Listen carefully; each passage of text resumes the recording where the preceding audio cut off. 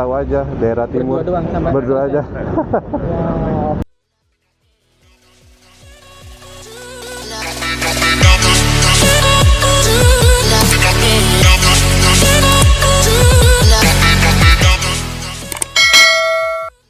Assalamualaikum warahmatullahi wabarakatuh. Salam adventure. Teman-teman, apa kabar? Sudah lama ya saya belum upload video adventure. Sekitar 2 bulan ya kalau saya lihat di YouTube terakhir saya upload video.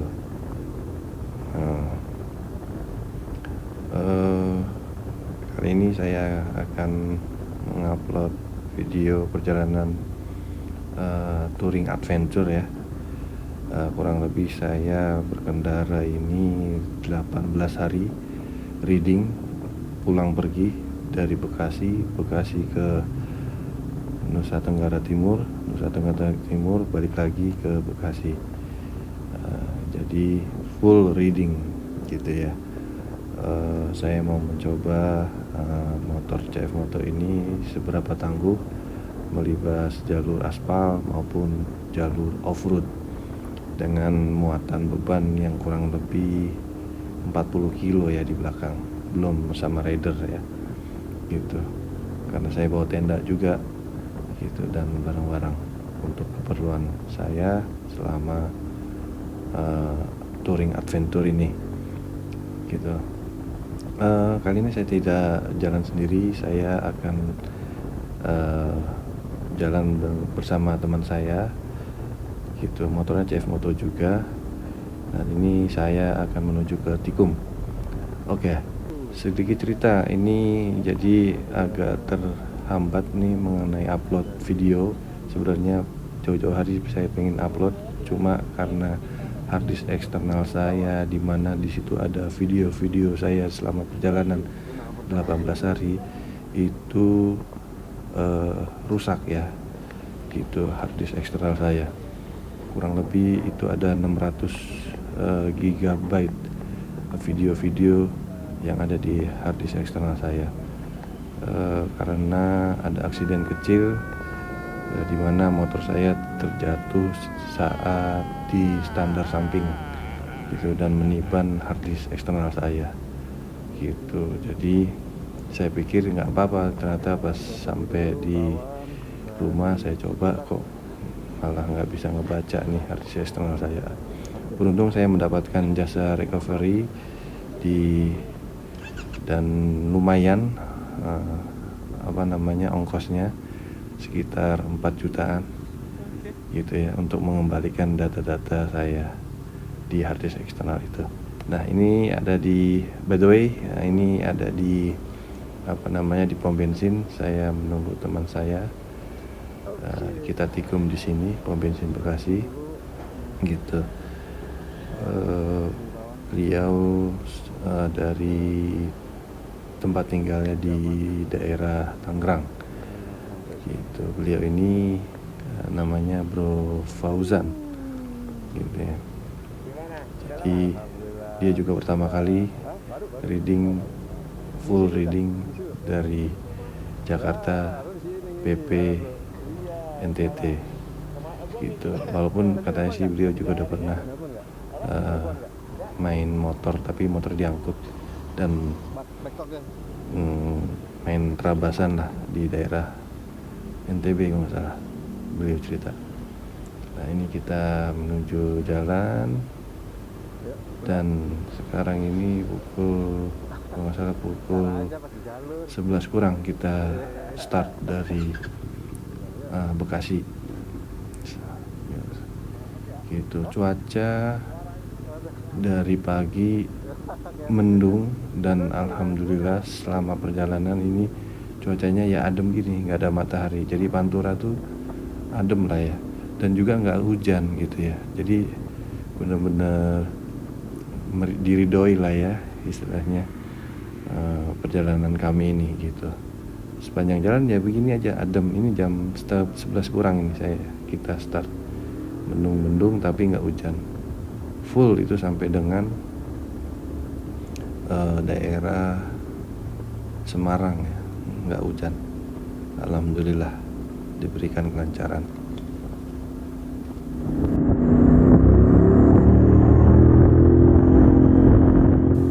Kita berangkat di hari Kamis tanggal 23 Januari gitu ya. Jadi tanggal 24 jam 1 siang harus sudah sampai sana, minimal jam 11 siang lah ya, tanggal 24 jam 11 siang sampai pelabuhan Tanjung Perak. Seharusnya kapalnya berangkatnya tanggal 23 karena dari pihak armada kapalnya memberitahukan bahwa ada delay pengunduran 1 hari. Itu jadi berangkatnya tanggal 24 Januari dari Tanjung Perak. Ini kita udah sampai di wilayah Cirebon. Kita makan nasi jamblang sekitar jam 2-an, karena saya ingat banget ini saya ingin sholat zuhur sekaligus makan siang. Kita lanjut lagi perjalanan. Ini kita memasuki jalur ring road ya. Ini aspalnya luar biasa mulus. Ini karena jalan baru kayaknya ya. Sebelumnya saya udah pernah tahun lalu menggunakan CB 500X ke sini gitu ya. Waktu itu explore ke Dieng kalau nggak salah. Nah ini yang kedua kalinya. Ini cocok banget yang suka cruiser, karena ini jalannya lurus saja, kanan kiri sawah. Cuma di tantangannya adalah kita lawannya truk-truk nih, karena truk-truk ini lah lewat jalur ini, jadi truk ini dialihkan ke jalur ring road, nggak memasuki kota gitu. Nah kebetulan juga saya ganti gear depan yang mata 15 ya gitu, yang dimana yang mata 14 yang standarnya. Ini saya coba untuk cruiser, itu enak banget di CF Moto ini. Gear depan ini yang mata 15 ini cocok buat touring ya. Cruisernya luar biasa, napasnya panjang-panjang banget gitu ya. Cuma kekurangannya adalah mengorbankan torsinya. Torsinya agak sedikit lambat torsinya. Beda dengan yang mata 14 gear depan ini.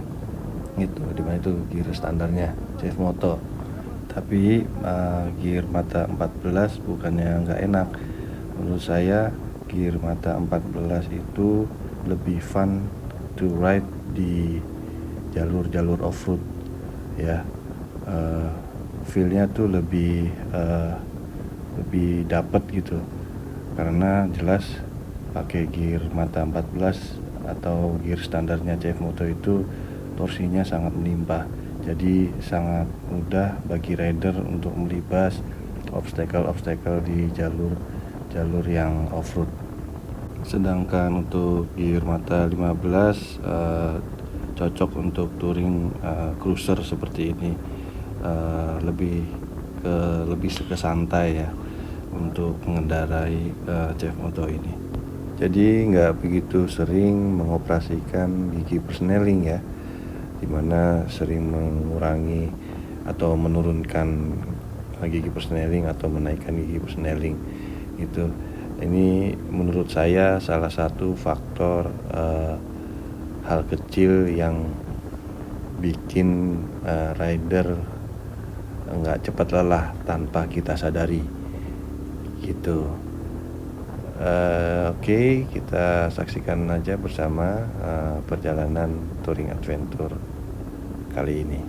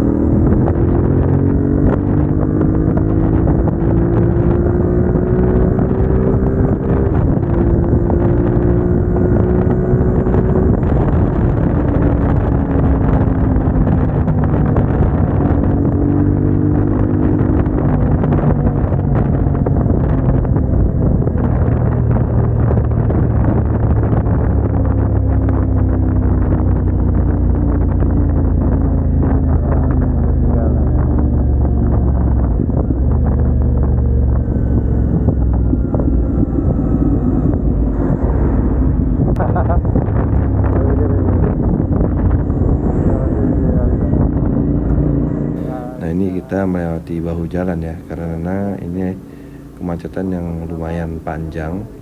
Kalau nggak salah itu di depan itu ada truk yang mogok, jadi jalan bergantian. Ya, ini walaupun jalan ring road mulus dan lurus aja, cuma space-nya terbatas gitu ya. Benar-benar satu badan truk gitu ya. Badan truk untuk yang arah dari sini dan badan truk untuk arah yang dari sana. Kalau kita lewati sana sisi sebelah kanan, ngeri sedap lah ya, karena sangat mepet sekali gitu. Makanya kita memilih ke bahu jalan. Jangan dicontoh ya, tapi kalaupun kalian suka ya tetap hati-hati.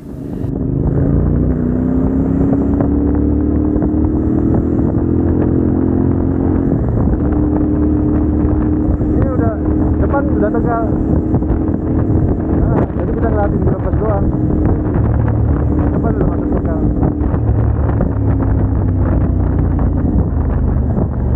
Wah, rapet. Kiri tak? Aduh.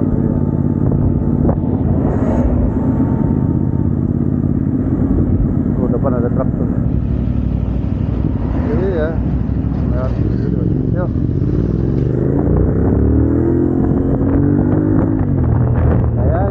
Kayak ambil kiri deh.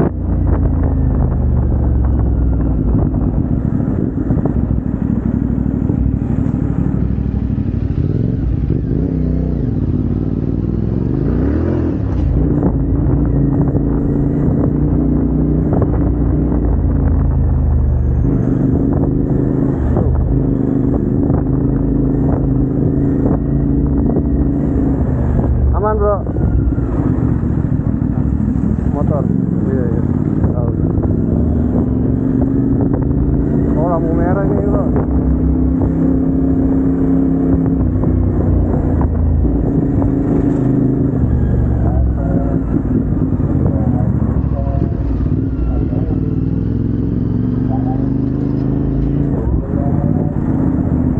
Lu isi bensin nggak? Kata bro. Ya. Kita nggak pakai antri ya. Turbo kan? Itu turbo ada.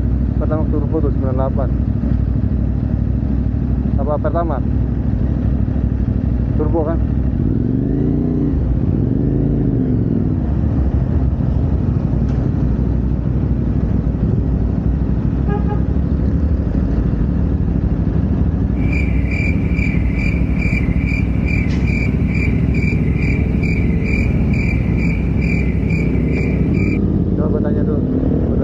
Oh, nggak ada orangnya kayaknya. Nah, ini isi bahan bakar yang kedua. Saya masih ada sisa kurang lebih 3 bar ya di speedometer saya untuk indikator bensinnya gitu. Ternyata kita baru bisa ngisi di daerah Comal.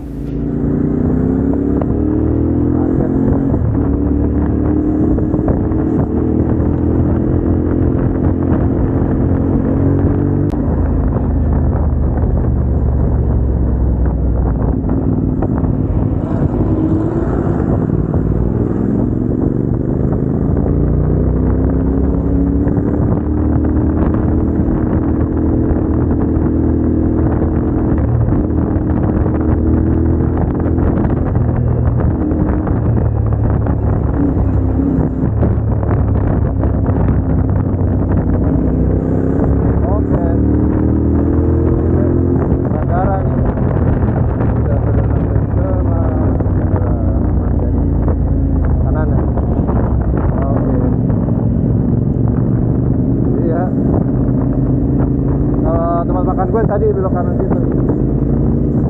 Kalau tempat makan gue tadi yang tadinya pengen kita makan soto itu, tapi udah ini aja.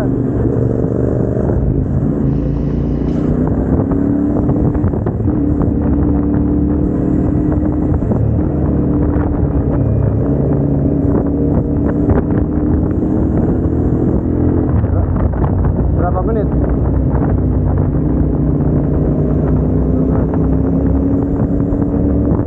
Berapa? Oh, lumayan 5 kilo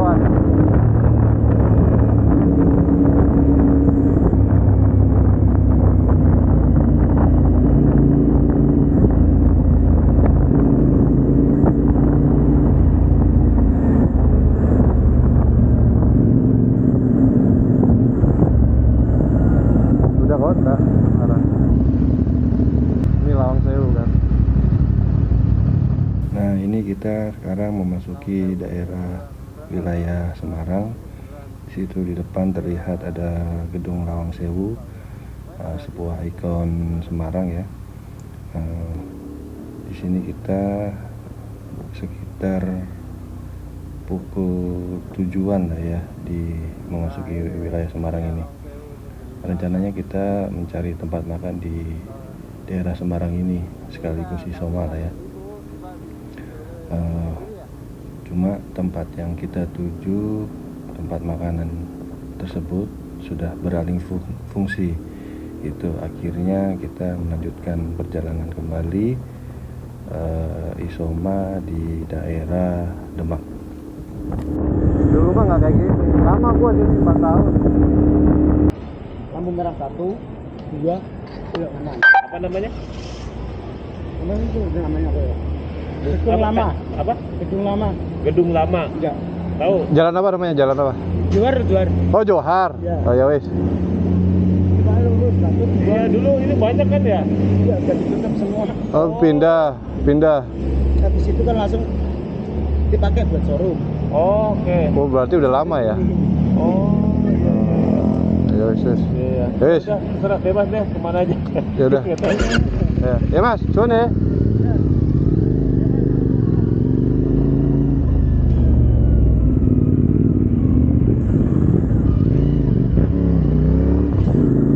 Itu aja berarti, bro. Tempat soto gua aja ya.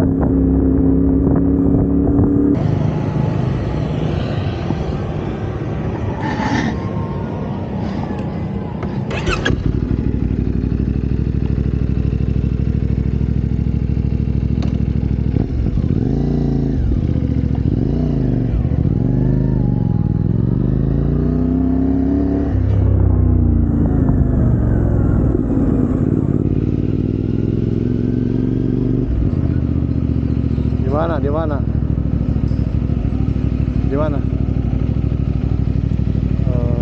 Udah beda loh sekarang. Rame ya sini ya. Nah, ini sekarang kami berada di daerah Demak. Kami akan melaksanakan isoma di Masjid Agung. Dan kami memasuki wilayah Demak itu sekitar pukul 8:30, 9 kurang lebih. Jadi kita akan menghabiskan waktu kayaknya cukup lama di sini. Nanti kalau nggak salah jam 11 kita melanjutkan perjalanan kembali. Itu apa itu? Ini apa, Bro? Ya udah. Atau itu di kafe itu. Tapi kafe di atas. Kayak gitu. Ya wis lah. Gak apa-apa sih, penting sambil lihat motor kan. Iya. Iya lah. Tonjolan. Iya soalnya. Ya. Sholat nggak jauh. Itu mobilnya nyala. Iya.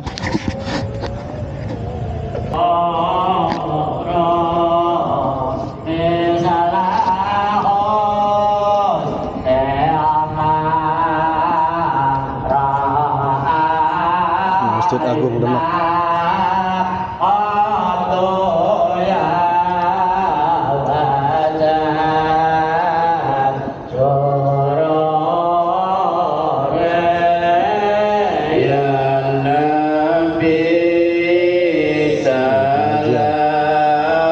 Oke, sholat dulu. Masjid Agung Demak.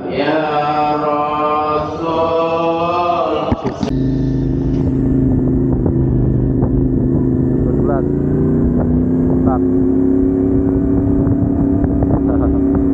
Lagi.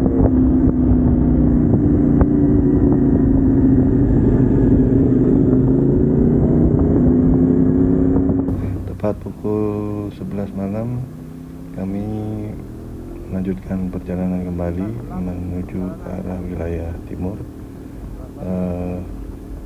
Kami coba jalan santai ya, karena mencoba untuk mengulur waktu, karena saya prediksi akan terlalu cepat sampai ke pelabuhan Tanjung Perak. Oleh karena itu, sambil mengulur waktu, saya mengajak teman saya untuk melihat sekaligus menengok rumah saya yang saya tinggal kurang lebih 5 tahun belum ditengokin kembali, mau lihat kondisinya seperti apa. Dan juga mungkin sepanjang perjalanan Pantura ini ada kafe 24 jam, jadi kami bisa menghabiskan waktu di kafe tersebut.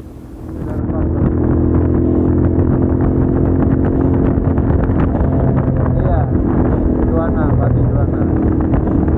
Ini udah mau apa beberapa hari. Tadi pengen mampir.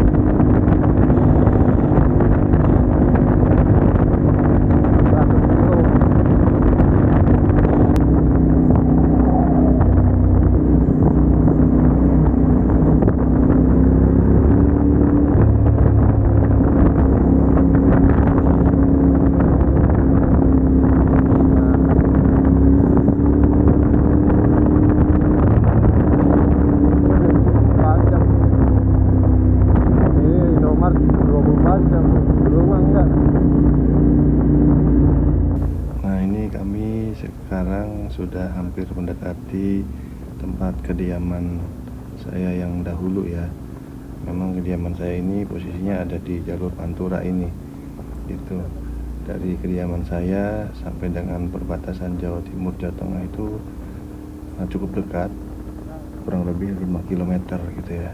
Kalau naik motor dari kediaman saya ke Pelabuhan Tanjung Perak itu cuma memakan waktu 3 jam kurang lebih. Jadi emang cukup dekat sekali gitu. Dan kami memasuki wilayah tempat kediaman saya ini sekitar pukul 1 kalau nggak salah, atau pukul 2 ya, sekitar jam pukul segitulah gitu. Kalau teman-teman lihat video saya yang terdahulu 4-5 tahun yang lalu, nah ini saya banyak yang eksplor di daerah tempat kediaman saya. Waktu itu saya masih menggunakan motor CRF 250 Rally gitu. Menuju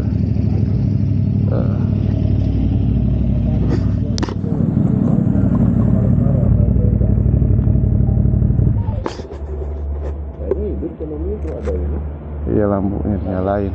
Iya, sebelah sini ada Iya, tadinya nggak kosong tuh.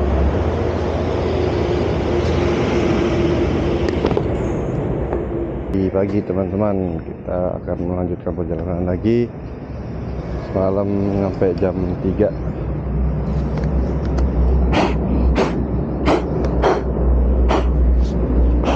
Wah, ini pada rontok begini ya. Kita mau dudul.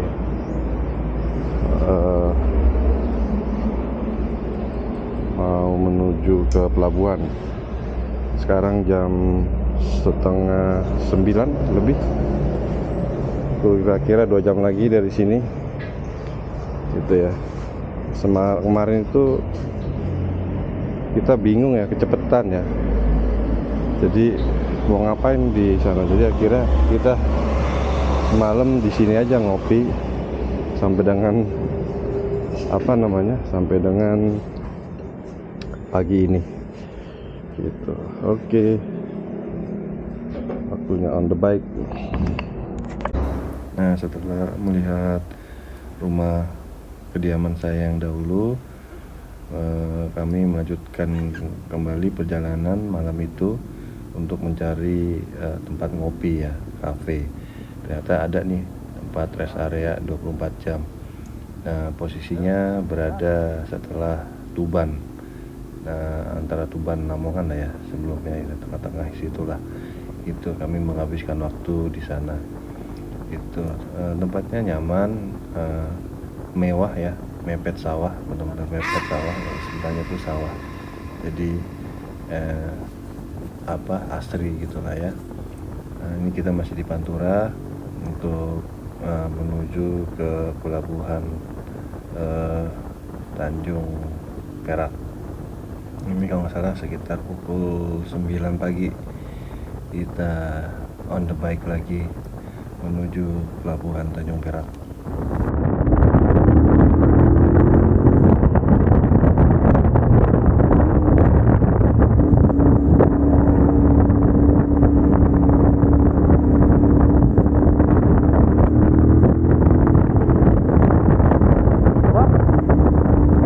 Bensin 12. Nanti aja depan. Nyampe ini.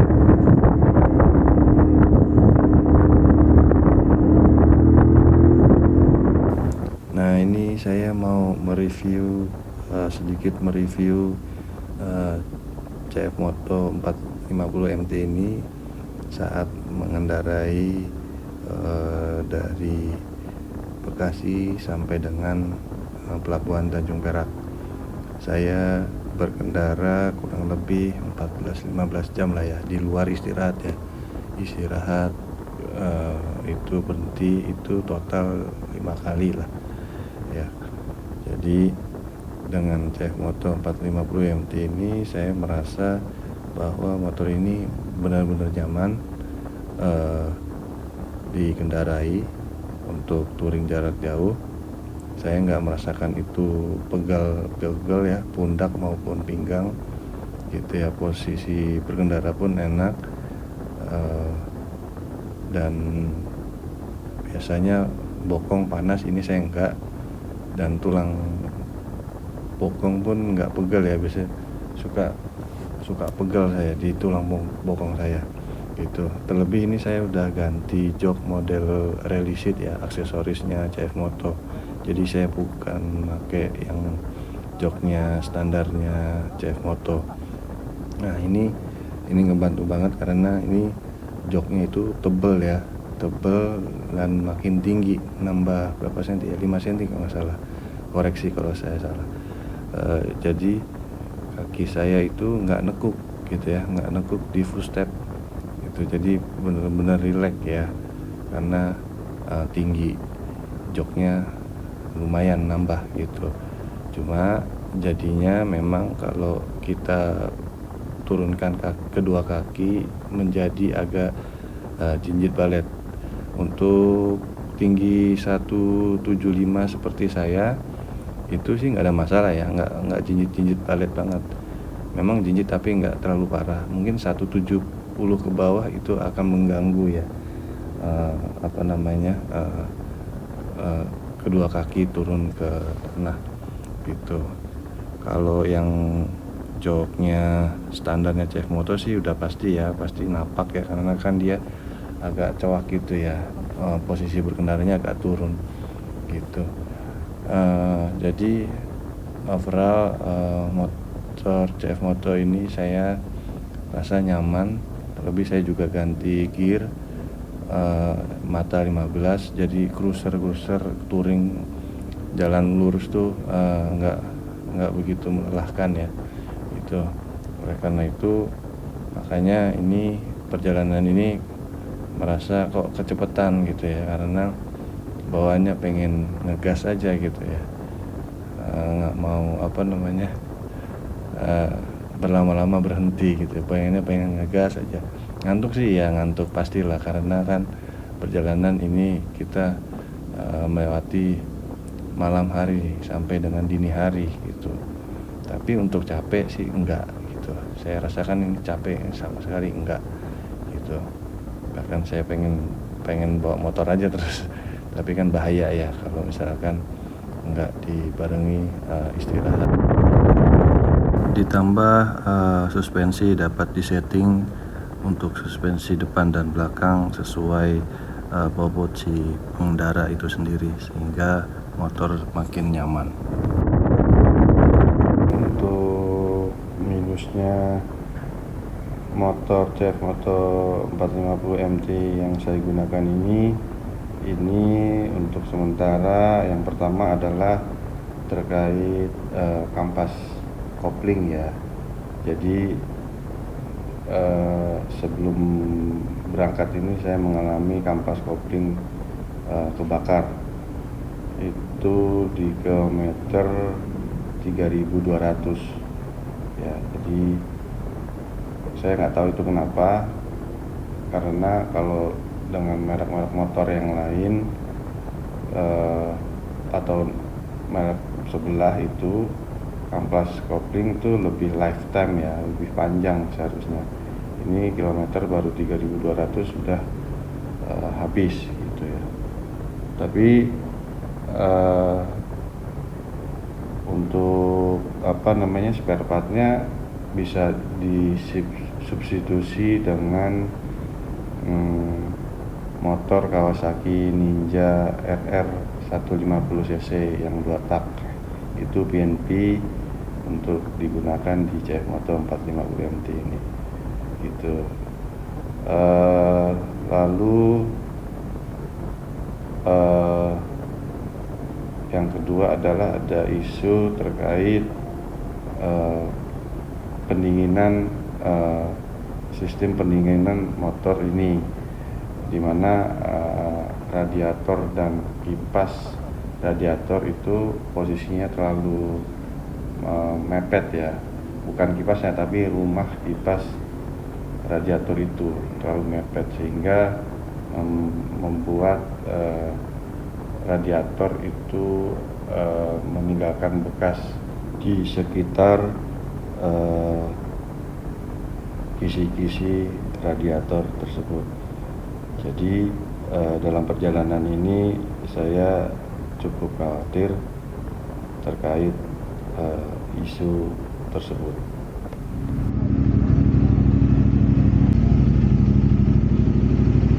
Oh, dia pakai ini ya, scan tiket. Oh, saya scan tiket. Mana ya? Gimana sih? Nah, ini sedikit informasi terkait masuk ke wilayah pelabuhan Tanjung Perak ya. Memang di situ tidak ada petugasnya, dan kalau mau masuk harus punya tiket kapal yang mau dinaiki. Itu udah termasuk dengan biaya masuk ke pelabuhan Tanjung Perak. Jadi teman-teman bisa langsung pencet tombol bantuan aja, nanti dipandu dengan petugas melalui speaker.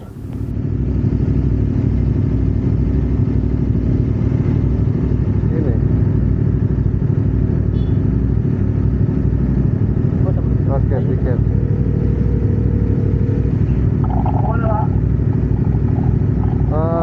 Ini etiket ya? Yang mau kemana, kapal apa? Ke Dharma Rucita 8.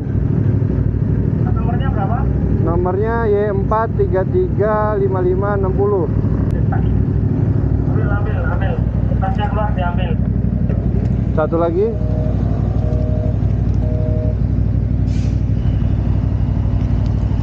Satu lagi. Lu tekan itu ntar ya. Tekan apa? Tekan tombol bantuan emergensi.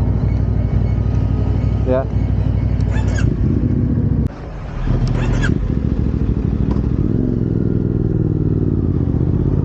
Oke. Nah, ini kita sudah berada di wilayah Pelabuhan Tanjung Perak, Surabaya, tepat pukul 11 siang di hari Jumat tanggal 24 Januari 2025. Kapalnya sudah siap di dermaga dan kita masuki pos yang pertama untuk masuk ke dermaga tersebut. Salah. Putar balik dulu. Alhamdulillah saya masih bisa sholat Jumat di area pelabuhan ini, karena ternyata kapalnya baru berlayar pukul 3:30 sore. Kalau di tiketnya sih menunjukkan pukul 1 berangkat, ternyata jam 4 sore baru berlayar. Nah, ini pos kedua sebelum masuk ke kapal. Di sini kita check in untuk scan barcode tiket online yang melalui pembelian melalui aplikasi di handphone. Di sini diberikan tanda kelas kamar ya. Lalu juga pembelian tiket untuk kendaraan bermotor.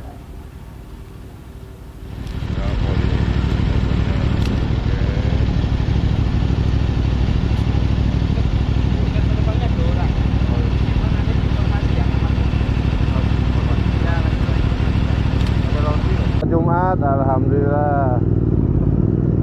Bismillahirrahmanirrahim. Wah, pakai lagi. Pas kali pemeriksaan guys. Cek CC motor kayaknya. Nah, ini pemeriksaan yang ketiga setelah masuk di dalam dek. Total ada 3 dek ya. Ini dek paling atas, dek 3, dan ada dek 2, dan kita parkir di dek 1 khusus kendaraan bermotor dan kendaraan kecil. Dek 2 dan dek 3 itu untuk kendaraan besar seperti truk dan bis.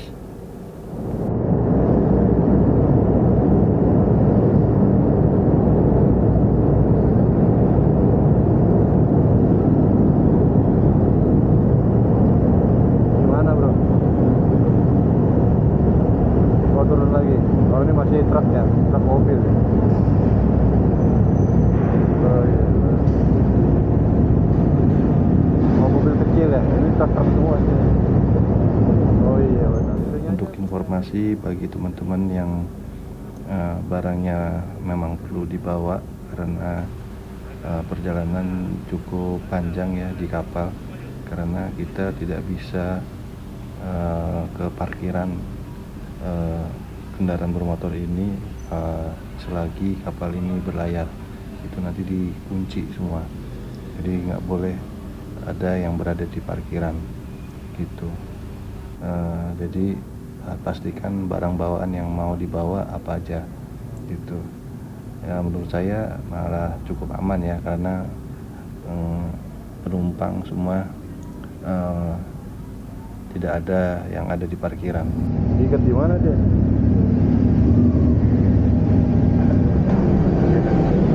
Oh ini, oh iya, oh